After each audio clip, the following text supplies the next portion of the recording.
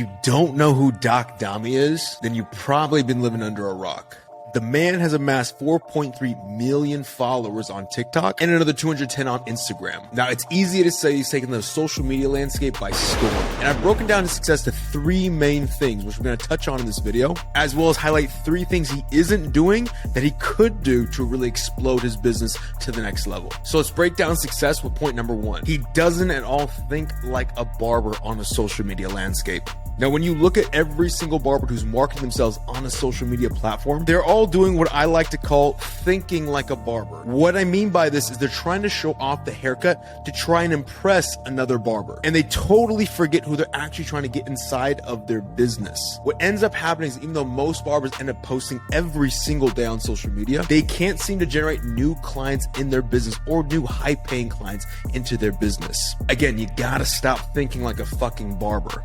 Nobody gives a fuck about how your fade looks, how sharp your lines are, or what your lineup process even entails. Because what Dami does so well, and what every barber needs to take note on, is that he just simply focuses on making his clients a living thirst trap. Again, a huge difference between thinking like a barber and thinking like trying to make your client as attractive as possible. He does this by taking his clients from looking like a where's my hug at beta type dude to a straight city boy savage in a matter of seconds. And to double down the aspect even more, women are simping over these dudes in the comment sections. Like legit, you can just look at his fucking comments. So naturally, what do you expect is gonna happen from that? More guys are gonna want to get that same effect if they get a cut from the doc himself. Now, point number 2 is he's really doubling down on what he's good at, not trying to improve what he's weak at. Again, what most barbers will do is look at their skill set and try to improve at what they suck at. And I get it, in theory, this makes sense. But what most barbers tend to forget and even not acknowledge whatsoever is that business will always have an 80-20 rule present. It could be 80% of your total income comes from one client type, while a mere 20% comes from another client type. What most barbers will do is allocate all their time and resources to improving that 20% of the clientele base they have, instead of pouring all that time and all their resources into actually what's making the most amount of money in their business. Take it like this. If 80% of your income comes from bald-headed beard guys and 20% came from crop tops, why would you spend your time and money trying to improve a product that has the worst throughput rate in your entire business? Because if you looked at it logically, you would just go all the way the fuck in with baldies and beards. And Dami does this to a T. Is he the best barber ever? Fuck no. And that's not a shot at him, because look, he's still winning and he's damn fucking good at what he does do. Because you could look at all of his straight hair clients and you already know damn well that boy should not be putting all that fucking mousse into their goddamn hair. He doesn't try to be a section or sheer god like the boys from Menspire. And honestly, he should stay that way. Because what he is good at is making his clients turn from ugly to daddy mode. And making every goddamn client of his look like a light-skinned R&B singer. And he should 100% double and triple down on that. Because in the game of business, he's just gonna flat out win at what he does best. Next, for step 3, is he stands out in a crowded marketplace. What most barbers don't understand is that just because you post every single day on your social media doesn't mean you'll get clients or people into your business. When barbers don't see that result, however, I gotta be more consistent, just stay on the grind. Let me emphasize this. You can be consistently grinding day in and day out with dog shit marketing and never get a fucking result. And what Dami has done so well is be able to stand out inside of a market where everybody has their head up their ass and no fucking clue on how to actually break through. Here's a couple steps on how to do this that I broke down to some of our private clients that work with us inside of the Elevated Mentorship program. First, you gotta know how to play the game and also what rules the game is played by. Second, you just gotta flat out know your opponent. And then third, you gotta know how and when to attack the weak points in order to win. And that's business. Straight savage strategy. And I know 78% of barbers will try their hardest to wrap their head around exactly what I said just now. Try some weird made up bullshit that they think is somehow going to work in their marketing, and then fail at growing the business for the next 12 months because flat out, you just don't know what the fuck you don't know. So if you want to skip all of that headache and actually be one of our private clients that we work with to scale up to 20K a month in the next 12 months, you can apply through the links down below. Or you could just suck at business for the next 12 months. Your fucking choice.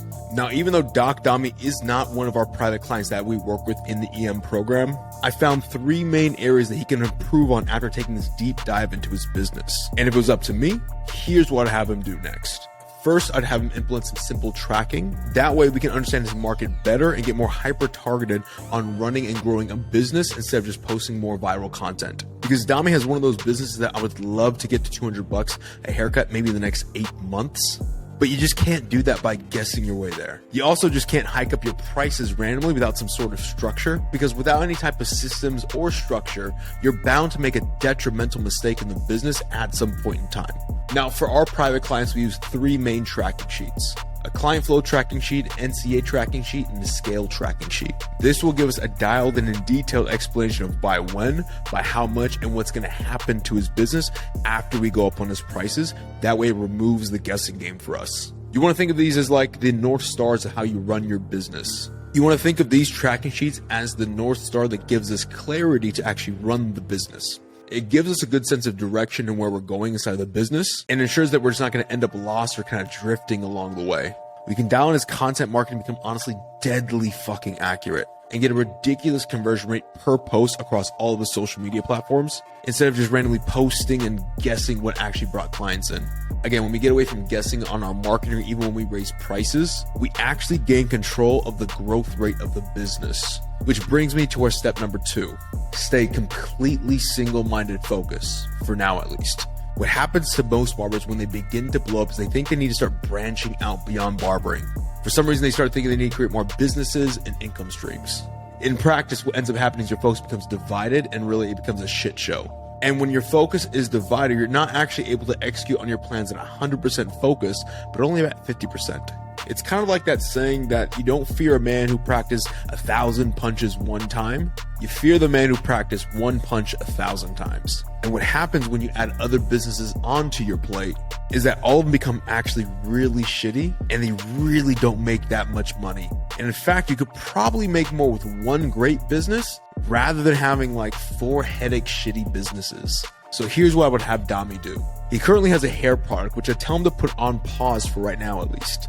Focus on getting his barbering business up to $20K a month while only doing 80 haircuts a month. That's going to give us the much needed time and money to be able to pour into the hair product brand once we get to that point in the business.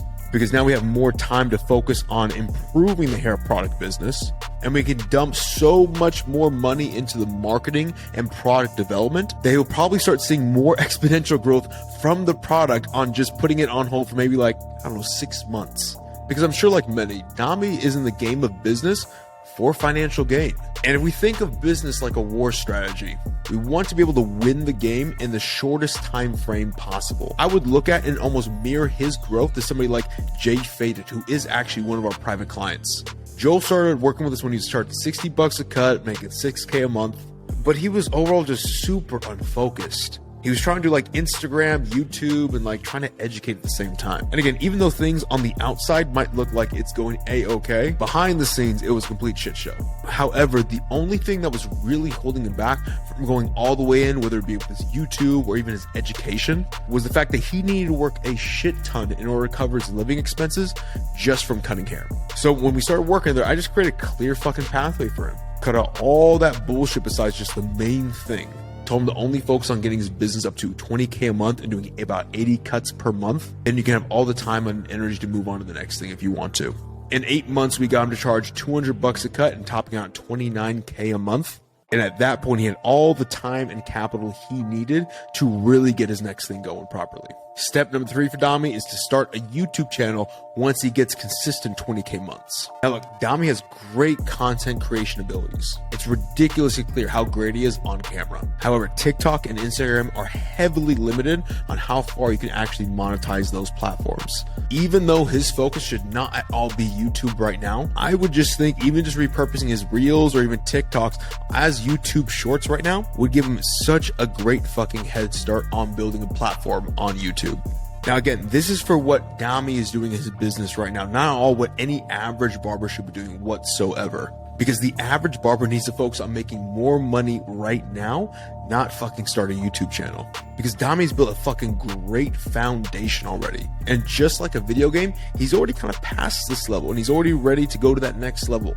Too many barbers try to skip ahead and play at a level they have no business being at whatsoever when they haven't even mastered the barbering business foundations. For Dami, this could play out really well in terms of long-term monetization route for him, as well as another pathway to market his brand and products, or even open up a different pathway for him in the near future.